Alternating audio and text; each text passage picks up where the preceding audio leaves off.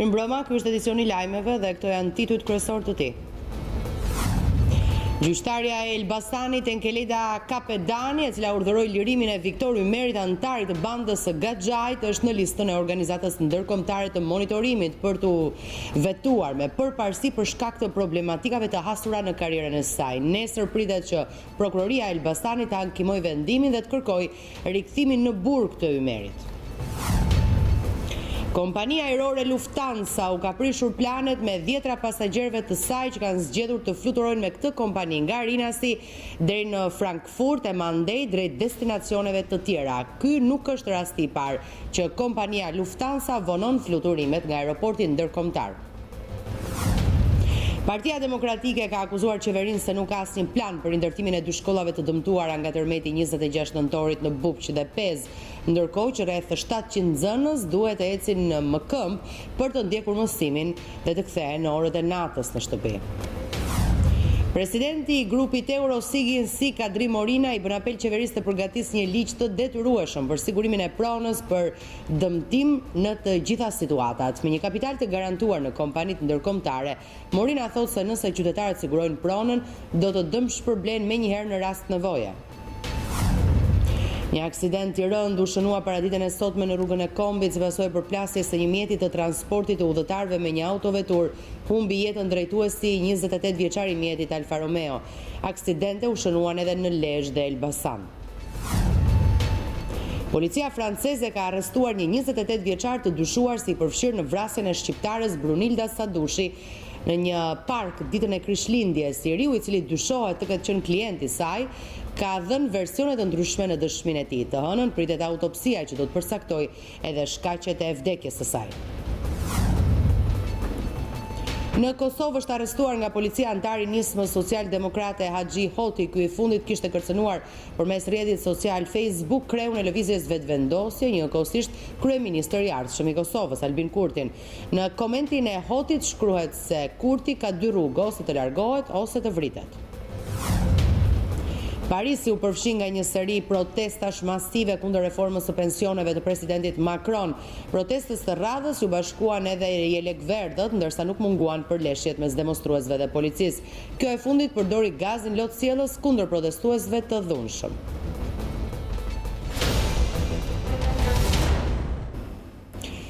Gjyqtarja e Elbasanit Enkeleda Kapedani, e cila urdhëroi lirimin e Viktor Ymerit, antarit të bandës së Gaxhait, është në listën e organizatës ndërkombëtare të monitorimit për të vetuar me përparësi për shkak të problematikave të hasura në karrierën e saj. Nesër pritet që prokuroria e Elbasanit ta ankimojë vendimin dhe të kërkojë rikthimin në burg të Ymerit.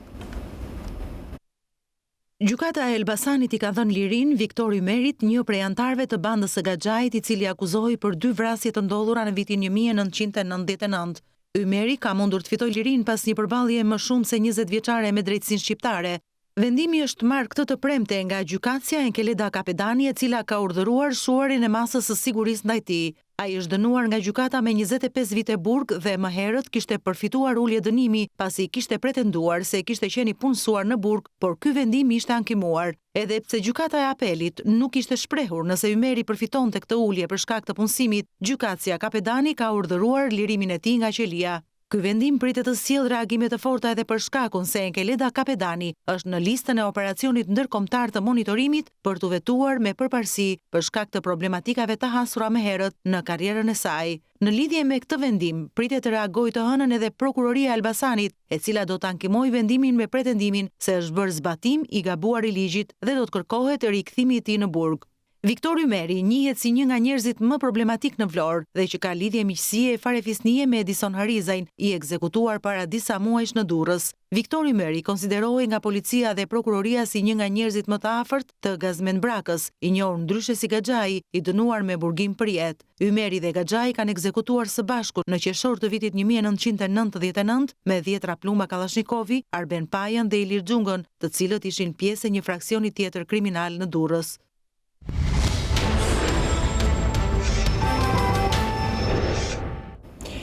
Kompania ajrore Lufthansa u ka prishur planet me 10 pasagjerëve të saj që kanë zgjedhur të fluturojnë nga rinasti me këtë kompani deri në Frankfurt e mandej me linja të tjera drejt destinacioneve turistike në botë, ku dhe kishin vendosur të festonin vitin e ri. Kanë qenë vetë pasagjerët të cilët kanë telefonuar në News24 ku kanë shprehur shqetësimin për vonesën e nisjes së avionit nga rinasti drejt Frankfurtit. Sipas pasagjerëve, nisja me vonesë e avionit nga Shqipëria bën që të humbasin linjën e tranzitit drejt destinacioneve finale e përrjedhoj do duhet të kalojnë natën në aeroport ose në hotel në pritje të avionit radhës. Ky nuk është rasti i parë që kompania Lufthansa vonon fluturimet nga rinasti, kosto që bie mbi pasagjerët e saj.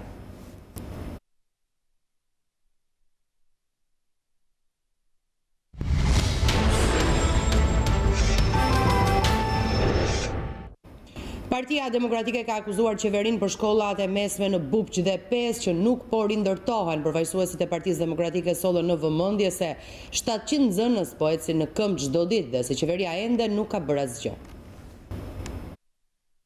Partia Demokratike akuzon qeverinë se nuk ka asnjë plan për rindërtimin e 2 shkollave të dëmtuara nga tërmeti 26 nëntorit në Bupq e Pez, ku rreth 700 nxënës duhet të ecin më këmbë për të ndjekur mësimin dhe të kthehen në orët e natës.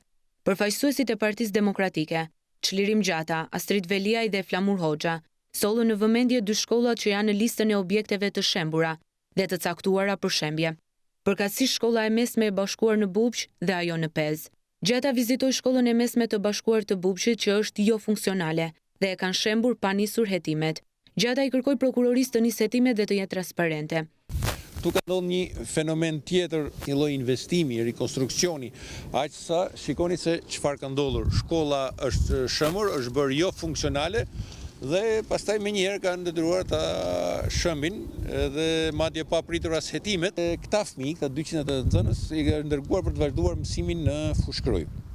Dhe është vend që është vërtet një autobus që i merr në mëngjes, i mbledh këtu diku në qendër dhe i kthen, po atë janë shumë fëmijë që kanë shkollën bazite dhe kthehen natën dhe lihen në mes të rrugës.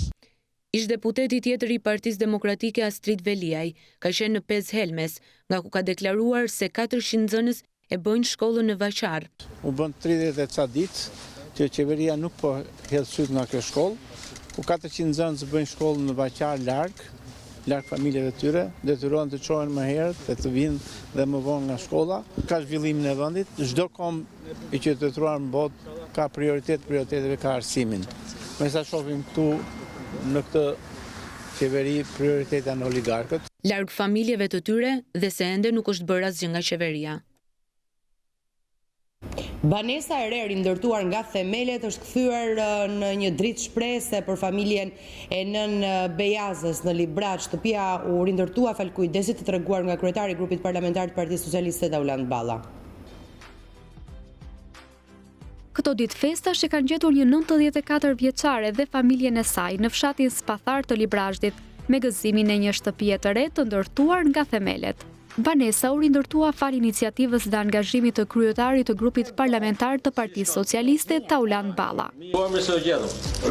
Balla njëkohësisht deputeti i qarkut të Elbasanit dhe kryetari i Bashkisë së Libraçit Kastriot Gurra ishin në banesën e re të nën Bejazes, e cila u ndërtua fal solidaritetit qytetar. I tham nënës që vitin e ri do vim ta bëjmë këti. Me kush që dhe na gatush nga i pjatë grash. Numri 2 Partisë Socialiste falenderoi të gjithë banorët e Spatharit, të cilët kanë kërkuar ndihmë për familjet në nevojë.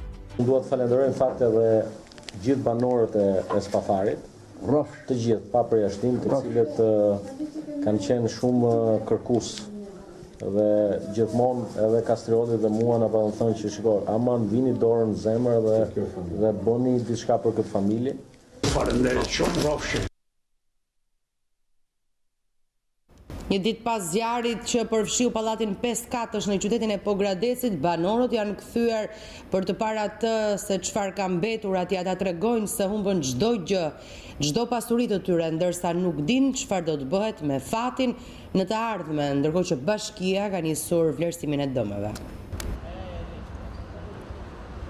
12 apartamente të shkumbuara totalisht. Ky është bilanci i flakëve që përfshiu pallatin 5 katësh në qytetin e Pogradesit ditën e djeshme. Pas evakuimit një ditë më parë, banorët e pallatit që mbeten në qiell të hapur janë rikthyer pranë banesave të tyre të mbetura tashmë vetëm mure dhe rrënoja. Ata që flasin më shumë se njerëzit janë pamjet. Ky është apartamenti i cili u përfshi nga flakët i pari dhe më pas i favorizuar nga era, shkrumboi dhe 11 të tjerë. Të pashpresë dhe në ankth për të ardhmen, banorët shprehen se sakrificat dhe mundi tyre u shua në pak qaste. Shumë halë kam pasur, me grepe, me shtiza kam punuar. Edhe vetëm i kam pasur të mirë me shkollë. Flaka ishte në qati, qatë të bëjnë. Asgjë, shqyem derën këtu se kësha dhe mos kështë djali fëmijët si kishë. Kaq, mbaroj të kënë. Sipas banorëve, forcat zjarfikëse kanë mbërritur në kohë, por të paprgatitur, me mjete pa ujë, që ka lejuar që flakët të shpërndahen me shpejtësi, të favorizuara dhe nga era. Zjarfikëset kanë erdhur në kohë, mund të kenë erdhur 20 minuta, 30 minuta me vonesë, por çështja është për 10 minuta merr flak çdo gjë. Dhe kur kanë erdhur në kohë, nuk i punonte uji, është turbi i madh, mos punoj uji kur ti ke liçenin e orit, ketërat të liçen. Në fund pastaj rreth orës 4, rreth orës 3, kanë vënë një markuç të madh, e kanë vënë në liçen, e kanë lidhur, aty e kanë fikur parë.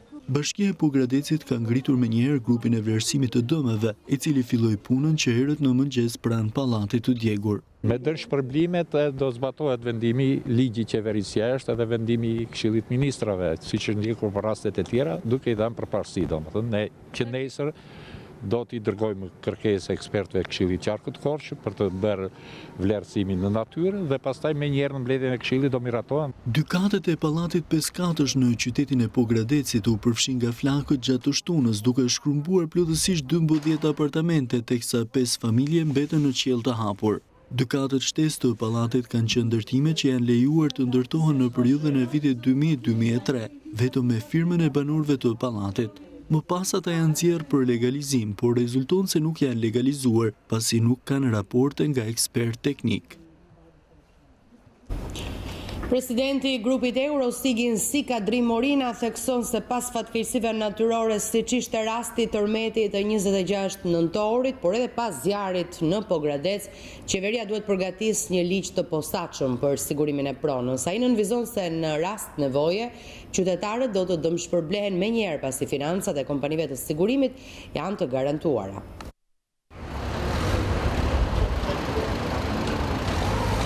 Ngjarje e rëndë në Pogradec, ku për shkak të zjarrit u dogjën 12 apartamente, risjell në vëmendje nevojën për sigurimin e pronave. Presidenti i grupit Eurosigin Sig, Kadrimorina, thekson se sigurimi i pronës duhet të jetë i detyrueshëm, një domosdoshmëri për të cilën qeveria duhet të prezantojë një nismë ligjore konkrete. Ai këmbgul se sigurimi nuk duhet gjykuar si taks, por si shërbim që qytetarët marrin në rast nevoje. Mendoj që qeveria duhet të avancojë me shpejtësi për të bërë ligjin e detyrueshëm të pronave, i ligj i cili kam dëgjuar që shumë ekspert arrin e komentojnë edhe si taks.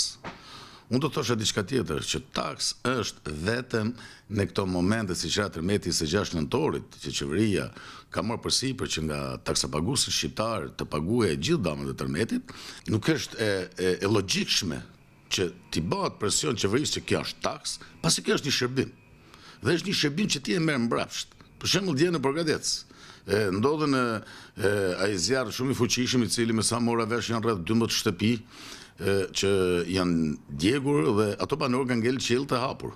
Atëherë, po të kishin këto siguri, të shtëpia të siguruara, vetë kuptohet që mrena 2-3 ditë kompanitë të sigurimit do kishin do i kishin dëmshpërblyer në vend të paktën, duke u shpëtuar atë dhimbjen ekonomike dhe jo shpirtërore. Zoti Morina thot se në dijenin e tij, ekspertë të Bankës Botërore po punojnë në hartimin e një projekt ligji për sigurimin e pronës, por i kanalizuar vetëm në një drejtim, duke lënë pa mbuluar dëmet nga rreziqe të tjera. Kam dëgjuar kohë të fundit që Banka Botërore, ekspertët po mirën me një ligj të detyrueshëm, të cilët me sa duket doin ta fokusojnë vetëm thjesht si një ligj i detyrueshëm ndaj tërmetit, po ja që ndodhi dje zjarri. Po ja që nesër mund të ndodhin përmbytje, pra ligji do të jetë i inkuadruar plotësisht si për zjarrin, për tërmetin, për përmbytjet, për një aksident që të ndodh, si të thomë si rezultat i një aksident që më ndodh nga komshit, e tjetër më radhë, pra tjetë i kompletuar dhe që nëse qytetari të jetë i siguruar për jetën e tij, për pronën e tij dhe shteti të ketë vetëm një detyrë në momentin e parë si qenë zjarfikset për t'u dhënë ndihmën e parë emergjencës dhe në rastin e dytë pastaj menjëherë shkon mbrapa kompania e sigurimit, ashtu siç ndodhi në tërmetin 26 nëntorit, që kompanitë e sigurimeve arritën të paguajnë në një mas, besoj akoma nuk e kam shifrin e saktë për të gjitha kompanitë, por me sa duket është rreth 30 milionë euro. Shumë e parave që qytetarët do duhet të paguajnë për të siguruar shtëpit, sipas presidentit të grupit Eurosig-Insig, Qendror, nis nga 50 euro. Përfitimet, thot ai, janë të garantuara. Një mesatare në kemi nxjerrë kompanitë të sigurimit, nuk është më tepër se 50 euro, sigurimi një prone, duke përfshirë aty edhe një 5 eurosh, për shembull në rastet e tërmetit, shpesh banorët u kthyn për të marrë gjërat e tyre personale, siç janë televizorët e lavatriçet, pra një bufe, një lavatriçe, një televizor, është sigurimi i pajisjeve brenda, po kështu është i domosdoshëm që të bëhet edhe sigurimi i përgjegjësisë ndaj palëve të treta, që do të thotë po të dojgjë shtëpia komshiut dhe dëmton shtëpintat e tij në atë moment shkon dhe i ngushëllon dhe i merr policin e sigurimit dhe kjo është vetëm 5 euro. Pra inkludi e gjitha është 50 euro plus 5 euro sigurimi i pajisjeve brenda në shtëpi, 5 euro sigurimi i përgjegjësisë ndaj palëve të treta dhe shkon maksimumi 60 euro. Dhe me këtë 60 euro një çift duhet të paguaj jo më shumë se 12 lekë të reja në ditë. Por mos të harrojmë që për këtë 60 eurosh në çdo ditë që mund të ndodhë një fatkeqësi, si me zjarrin, si me tërmetin, si ujë, si përmbytja, gjithçka, ai merr mbrapa 100 euro. Për Qendrorin vëmendja duhet të përqendrohet edhe tek sigurimi i atyre punonjësve të shtetit, të cilët janë në vijën e parë të ndërhyrjes së shpejtë, duke përballuar rreziqet, sikundërisht e rasti i zjarfiksit në Pogradec, i cili u lëndua gjatë ushtrimit të detyrës. Është vendimi i qeverisë për disa shtresa të specifikuara që janë gjithmonë përballë rrezikut, të bëhet sigurimi i jetës dhe aksidentet e tyre në punë, për shembull siç është rasti i minatorëve, është rasti i forcave të armatorëse që shkojnë në misione jashtë shtetit, për këto kam dieni dhe janë të siguruara, por në mënyrë urgjente, nëse janë të siguruar zjarfiksit, janë të parët që duhet të sigurohet jeta e tyre, duhet të sigurohet në aksidentet e tyre, se ata janë të njerëzit e parë që përballen me rrezikun, ata janë njerëzit e parë që përballen me shpëtimin e jetës njerëzve. Por a kanë kapacitete financiare kompanitë shqiptare të sigurimit për të përballuar kostot e dëmeve? Zoti Morina jep garancinë se gjithkush që është i siguruar e mund të preket nga fatkeqësitë natyrore apo çdo dëm tjetër do dëm shpërblehet, pasi vetë kompanitë e sigurimit kanë kapitalin e tyre të siguruar në agjencitë më të mëdha në botë. Kompanitë e sigurimit nuk janë jo vetëm që janë të mirë kapitalizuara në Shqipëri, por kompanitë e sigurimit janë edhe të risiguruara në tregun e jashtëm botror. Për shembull, në tërmetin 26 të nëntorit, të gjitha kompanitë e sigurimit kishin deri mbi 600 milionë euro të risiguruar kapitalit të tyre jashtë. Pra kompanitë e sigurimit kanë edhe kompani tjera që partnerët e tyre që mbi kapitalin e vet mëjnë dhe qojnë risigurusi, eksportojnë rreziqet tek risigurusi jashtë. Për shembull, grupi Eurosig kishte 200 milionë euro të risiguruara në kompanitë më serioze që është Lloydsi, që është Generali, që është Hanovria. Sipas presidentit të Eurosig-Insig, nëse pronat e dëmtuara nga tërmeti 26 nëntorit do të ishin të siguruara, parat që do viheshin në dispozicion për dëm shpërblim do kishin ndikim direkt në ekonominë vendase, pasi do shndërroheshin në të ardhura pozitive për shtetin, i cili jo vetëm nuk do disbursonte nga buxheti i tij, por të ardhurat do ndikonin në GDP-n e vendit. Partia Demokratike fajsojnë qeverinë Rama se përmes politikave të gabuara fiskale po shkatëron biznesin e mesëm dhe të vogël. Drejtori në kabinetin e Partisë Demokratike Dorian Teliti bën këto deklarata, ndjekim. Për Partinë Demokratike, problemet e biznesit të mesëm me të vogël janë rritur ndjeshëm gjatë viteve të qeverisjes së Partisë Socialiste. Dorian Teliti, drejtori i kabinetit në Partinë Demokratike, thotë se bazuar në informacionet e marra nga shoqata e biznesit të mesëm me të vogël, shitjet janë përgjysmuar në raport me një vit më parë për shkak të politikave të gabuara të qeverisë. Ka prej tyre bizneset të cilat kanë ulur xhirin e tyre edhe me 5 herë. Dhe kjo ka ardhur vetëm si pasojë e politikave të gabuara të qeverisjes, e taksidarëve që vazhdojnë dita ditës të zhyten, të futen me dhunë në ambientet e biznesit duke marrë ato pak fitime që ato kanë. Përmes një metafore zyrtari i Partisë Demokratike thotë se biznesi i vogël po përjeton një infarkt financiar që ndrydh ekonominë shqiptare dhe zhyt qytetarët në varfëri. Teliti garantoi mbështetjen e Partisë Demokratike. Çdo biznes me xhiro vjetore deri në $140.000 në vit, ose thënë ndryshe, $350 në ditë, do të paguaj 0 TVSH dhe 0 tatim fitim të thjeshtuar mbi biznesin e vogël. Do të paguaj vetëm 0.5% të xhiros taks fikse vjetore. E thënë ndryshe akoma dhe më qartë, një biznes i cili bën xhiro 20 milion lekë të vjetra në vit, do të paguaj taks vjetore 100.000 lekë vjetra.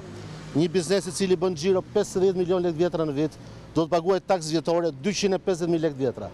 Një biznes i cili bën xhiro vjetore 100 milion lekë të vjetra në vit, do të paguaj vetëm 500.000 lekë taks vjetore dhe kaq mbaron këtu. S'do të ketë më as taksa lokale, as taksa bashkiake, as taksa qendrore, të tëra do të jenë në masën totale 0.5% të xhiros. Përfaqësues të shoqatës së biznesit të mesëm fajsojnë qeverinë për rënimin ekonomik të tyre. Sipas analizave tona që ne kemi bërë si shoqat, shkaku ka qenë çmimi i lartë i karburantit, çmimi i lartë i energjisë, korrupsioni, evazioni, selektiviteti, gjobat, dyfishimi i gjobave dhe sidomos futja e biznesit vogël në TVSH nga 5 milion lekë të reja në 2 milion lekë të reja, që goditja më fatale që bëri qeveria.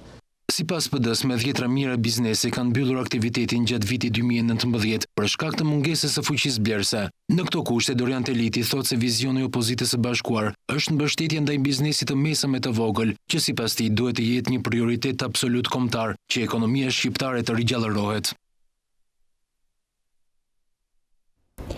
Pak ditë në ndajnë nga momenti i ndërrimit të viteve, qytetarët e Tiranës pojnë se festa do t'i kalojnë në kryeqytet me familjarët e tyre, por përjetimet dhe gjendja emocionale që ka lënë tërmetik tek ta duket se po e bëjnë festën pak më të vakët se çështëzakonisht.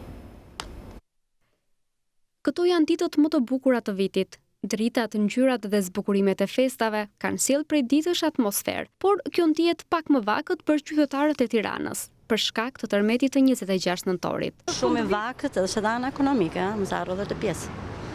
Edhe kanë ana ekonomike, sado që ashtu, po shumë, jemi edhe të prekur në zemër shumë. Për ato njerëz, për ato fëmijë, megjithatë japim forcë shqiptarët kudo që janë gëzuar, por jemi shqiptarë, jemi të fortë, do ta përballojmë. Ndjehemi shumë keq, me thënë drejtën. Po ndjehemi për ato që ikën, për shtëpiat që ikën. Është ndryshe kur. Ndjehemi jashtë masë, tash mos më pyet se më drejt mishi. Edhe prandaj ndoshta nuk do ta shtoj tavolinë aq shumë. Fare. Për kokat e njerëzve të shtëpit, kokat mbi gjithë. Përjetoni akoma këtë. Jashtë masë, ja mos zgjidhej. Jashtë masë. Atmosfera është në qike dobët, sepse nga tragedie tërmeteve, jo vetëm ata, po jemi prekur dhe ne. Dhe ne jemi prekur, pavarësisht se s'kemi dëme, po jemi prekur sepse na vjen keq, sikur të më ndodh mua, është e njëjta punë. Kështu që është në qik i vrar, pak. Pak ditë në ndajnë nga mbyllja e vitit të 2019, periudhë kjo, kur qytetarët zgjedhin që të kalojnë momentet festive me familjarët e tyre. Të pyetur nga News24 ata pohuan se natën e ndrimit të viteve do ta kalonin në shtëpi me familjarët. Sa i takon shpenzimeve, thonë se do të jenë modeste. Në ndrimit të viteve me plakët të shtëpia. Shpenzoni shumë? Si mas takatit se ne pensionistë jemi, mirë do të përjetojmë. Me pak shtrënges, po mirë. Ne do t'i kalojmë ke prindrit. Si ndihet atmosfera e fundvitit? Era mirë, ja, po dalim po bëjmë akoma psonisje. Edhe qendra e kudo që ka ecur, tamam, sikur në Europë, me standarde europiane zbukuruar Tirana. Bravo qoftë kryetarit bashkisë. Pensionista jemi. Pensionista, dhe shpërblimin që morën problem të gjitha. 30.000 lekë ishte mirë. Me kushtet që janë shumë është. Mirë. Po, jashtë është më mirë, po kështu e kemi standardin të në Shqipërinë. Sipas gjendjes se Shqipëria kjo është. Në shtëpi. Shpenzoni shumë? Sa të shpenzojmë, s'ka me shpenzu. Po në shtëpi do i kalojmë shumë, po, me familjen. Jo të kanë shumë qef, do më thënë pemë, ndritat, jo do vigjeli, gjërat gjitha me radhë. Si çdo vit, nuk os në ndryshe. S'kemi me shpenzu si mas mundësisë. Ku do t'i kaloni këtë fund? Po, në Shqipëri.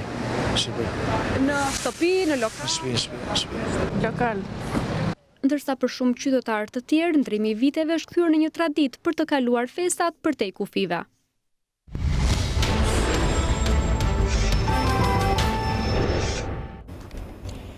Opozita shqiptare i kërkon SPAK të nisë hetimet për blerjen e votave referuar përgjimeve më të fundit të prokurorisë që zbulojnë biseda ku qytetarët nxiten të votojnë kundrejt pagesës. Opozita thotë se garantimi i zgjedhjeve të lira e të ndershme është nevojë urgjente për Shqipërinë.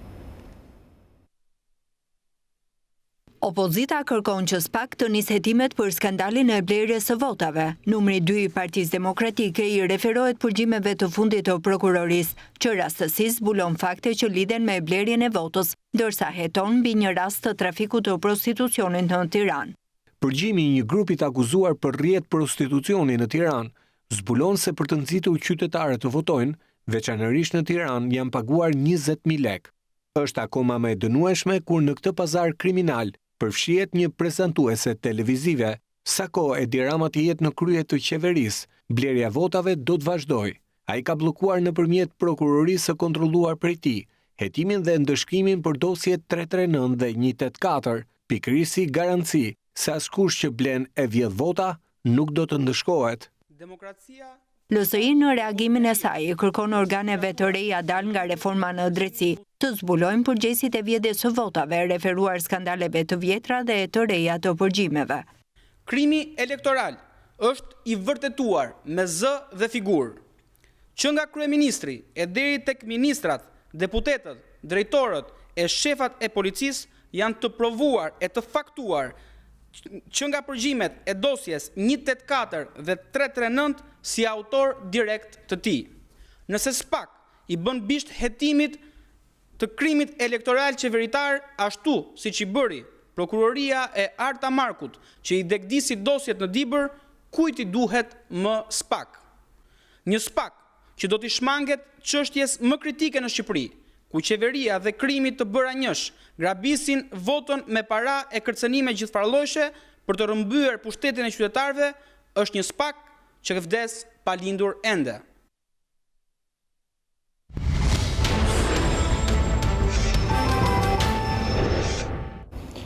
Ndryshojmë temë. Një aksident i rënd u shënua paraditën e sotme në rrugën e Kombit si pasojë e përplasjes së një mjeti të transportit të udhëtarëve me një autovetur humbi jetën një 28 vjeçar nga Rubiku, i cili ishte drejtues i mjetit Alfa Romeo.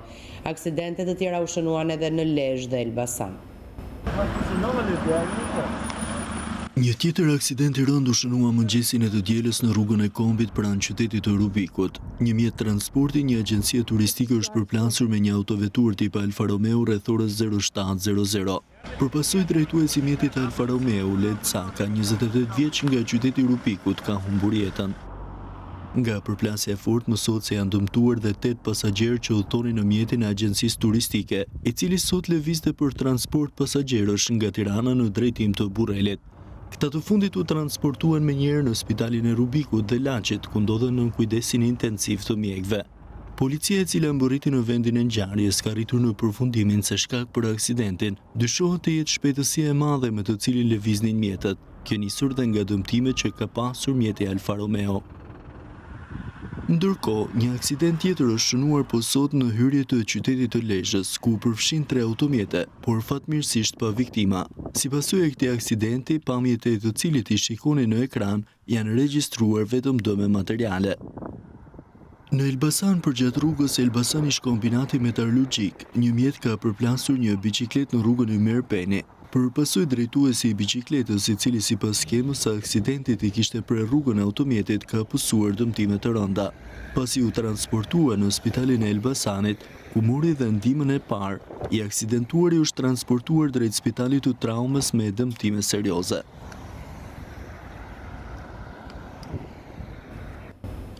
Në orët e pasdites, një tjetër aksident tragjik është shënuar në vend. Një 24 vjeçar ka humbur jetën pasi makina me të cilën udhëtonte në aksin rrugor Laç-Mamurras ka dalë nga rruga duke u përplasur më pas me një bordur. Policia njoftoi se aksidenti ku humbi jetën i riu Florian Tafa ndodhi rreth orës 16:15 pranë fshatit Zhej në Kurbin. Mjetit i Benz thuhet në deklarat ka dal nga rruga kur përpastoi ka humbur jetën drejtuesi i mjetit banues në Bushnesh të Krujës. Policia dhe grupi hetimor kanë grumbulluar provat në vend ngjarje dhe po punojnë për zbardhjen e shkaqeve të aksidentit.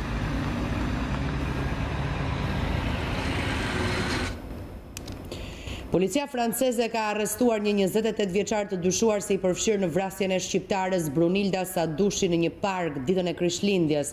Sipas France Blue, i riu i cili dyshohet si klient i saj ka dhënë versione të ndryshme në dëshminë e tij në polici. Të hënën pritet autopsia që do të përcaktojë dhe shkaqet e vdekjes së shqiptares. Policia franceze ka arrestuar një 28 vjeçar të dyshuar si i përfshirë në vrasjen e shqiptares 37 vjeçare Brunilda Sadushi disa ditë më parë në një park. Sipas medias vendase France Blue, i riu në arrest policor është klient i viktimës, për të cilën thuhet se punonte si prostitut. 28 vjeçari i marrë në pyetje për disa orë në polici, ka dhënë versione të ndryshme mbi ngjarjen, çka lë të dyshosh se ai mund të jetë i përfshirë në vrasjen e Brunilda Sadushit. France Blue shkruan gjithashtu se prokurori i çështjes ka konfirmuar se i dyshuari ka shpjeguar pjesëmarrjen e tij në procesin që çoi në vdekjen e 37 vjeçares shqiptare nga Berati.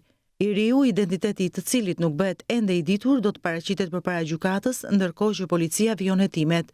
Brunilda Sadushi u gjet e pajet me trupin pjesërisht të zbuluar dhe të djegur ditën e Krishtlindjeve afër parkut Valmask në Mugins.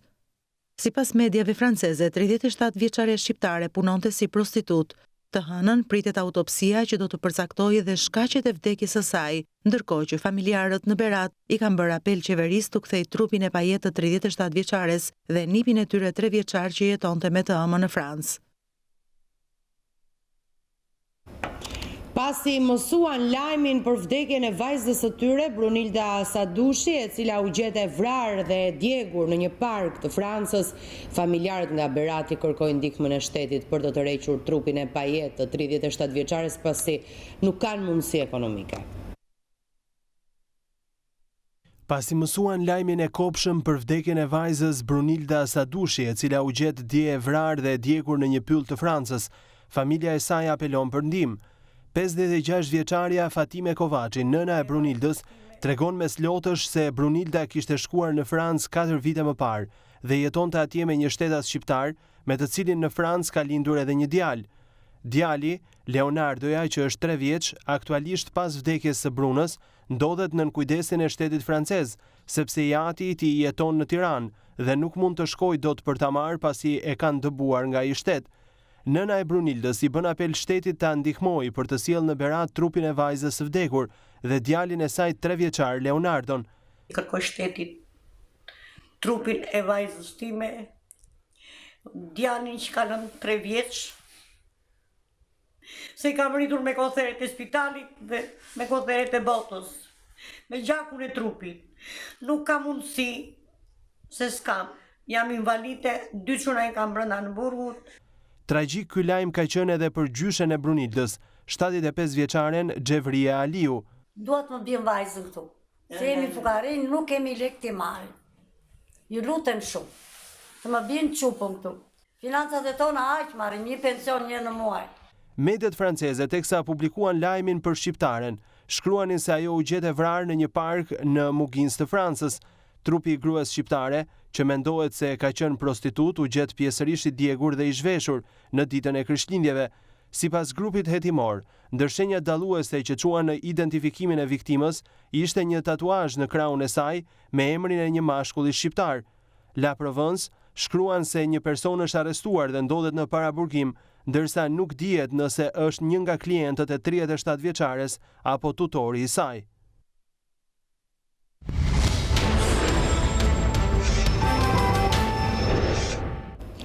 Fëmijët dhe të moshuarit në qytetin e Vlorës ju gëzuan ndihmave që shpërndan tradicionalisht Rotary Club. Dega e Rotary në Vlorë është pjesë e organizatës me 1 milion anëtar në të gjithë botën.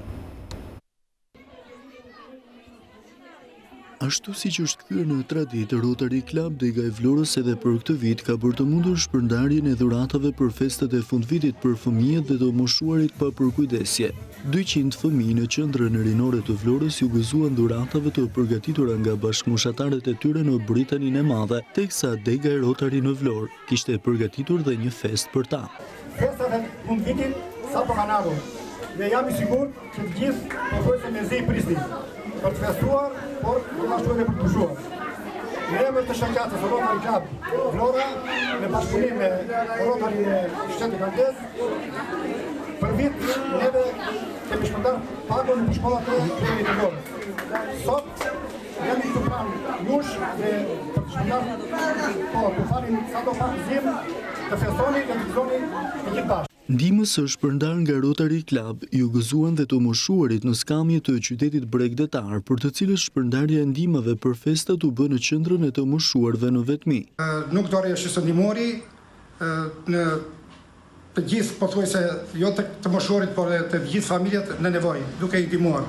Rotary Club bashkon më shumë se 1 milion njerëz nga gjithë bota në 35.000 deg, me seli kryesore në Chicago. Organizata ka më shumë se 110 vjet që operon duke bashkuar njerëz nga gjithë bota, të cilët ndajnë ide dhe ndërmarrin nisma në nivele kombëtare dhe globale.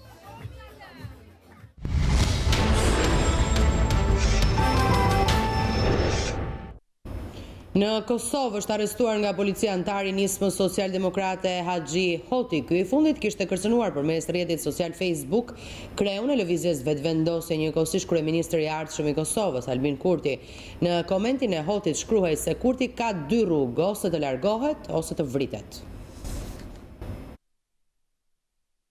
Policia e Kosovës ka arrestuar Haxhi Hotin, antar i nismës socialdemokrate, pas një kërcënimi që i bëri lideri të lëvizjes vetëvendosje dhe kryeministrit të ardhshëm të Kosovës, Albin Kurti.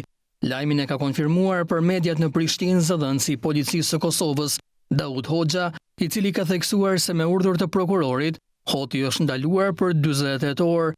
Një ditë më parë, antari i nismës socialdemokrate Haxhi Hoti kërcënoi përmes rrjetit social Facebook Albin Kurtin, duke u shprehur sa i ka 2 rrugë, ose të largohet nga Kosova ose të vritet.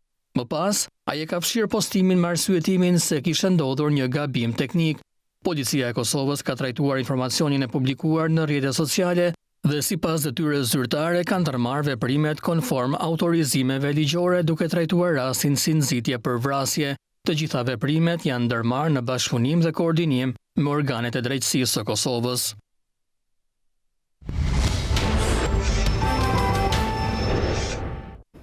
Në kuadër të vitit kulturor Austri-Shqipëri, mbrëmjen e djeshme në Pallatin e Kongreseve u mbajt Grand Gala Alice Walzer me mesazhin e shpresës dhe rindërtimit për të prekurit e tërmetit të 26 nëntorit. Në sken performoi trupa e baletit dhe u luajtën pjesë nga Mozart, Strauss dhe Kalman.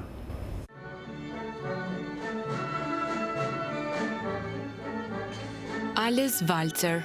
Mbrëmja gala kushtuar shpresës së rindërtimit dhe mbështetjes për ata që nisën vitin e ri në vështirësi. Për 120 minuta, arti përsolli mesazhe në zemër të Tiranës, në dirigjimin e Ernest Thais dhe koreografi të Renato Zanelles.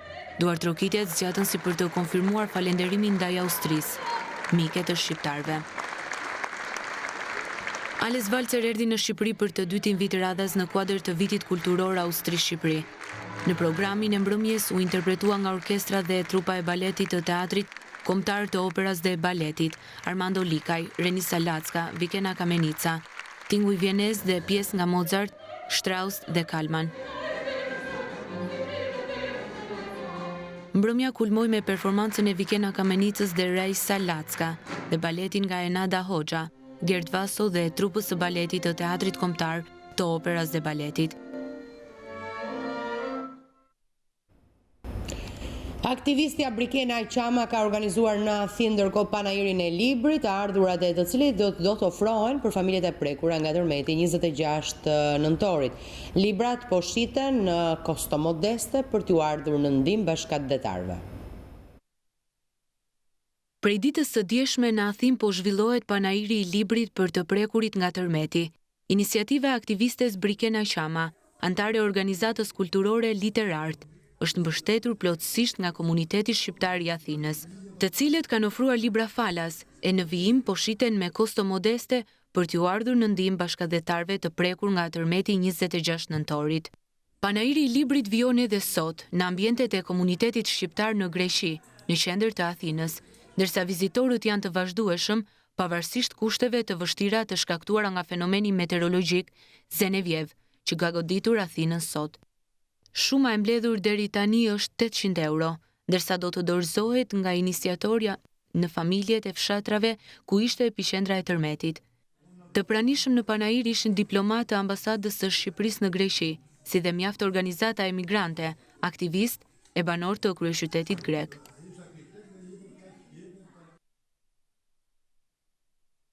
Shfaqja e teatrit eksperimental Bilet për në Polin e Veriut fton të gjithë fëmijët të bëhen pjesë e udhëtimit magjik për festat e fundvitit. Kasti aktorëve mi pret fëmijët me shfaqjen plot të qeshura, muzikë dhe argëtim.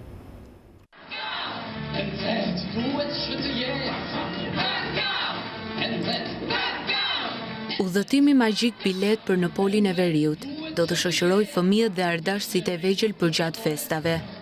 Shfaqja flet për historinë e një vogëlushi, i cili edhe pse ka humbur besimin tek magjia e krishtlindjeve, niset për në Polin e Veriut, si i zgjedhuri i babagjushit për të marrë dhuratën i pari.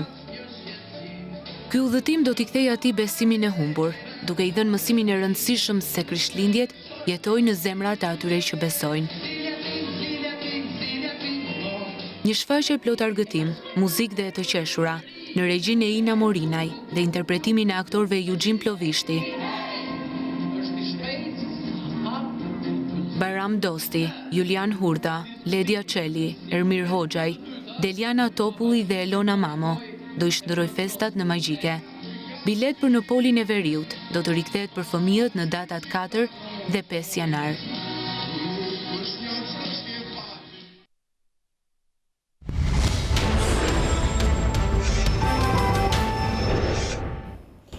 Merë fund kalvari trajnerit të Tiranës, bardhë dhe blut kanë vendosur t'ja besojnë detyrën nigerianit Emanuel Egbo, që në 3 ndeshjet e tij si teknik i përkohshëm ka bindur drejtuesit të kryeqytetas se mund të arrijë objektivat madhor të Tiranës.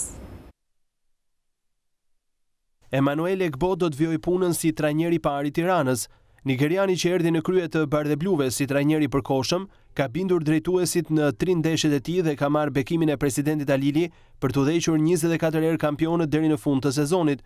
Në njoftimin e saj, Tirana ndër të tjera thekson se trajneri i bardheblu gëzon besimin e plotë të presidentit, klubit dhe skuadrës për të marrë zyrtarisht drejtimin, një zgjedhje brenda familjes për të synuar objektivat sezonal.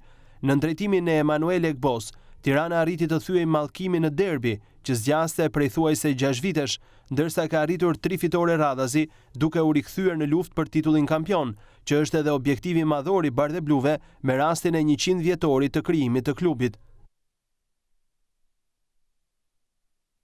Edicioni Lajmeve përfundon këtu. Faleminderit që na ndoqët. Ju ftoj të klikoni në balkanweb.com për të njohur me këto dhe të tjera informacione nga vendi, rajoni dhe bota. Mund të shfletoni online aty gazetën shqiptare, të dëgjoni radion shqiptare, edhe të ndiqni të gjithë programacionin e televizionit ton. Mjafton një klik në live streaming që gjeni në balkanweb.com. Ndajemi këtu, natën e mirë.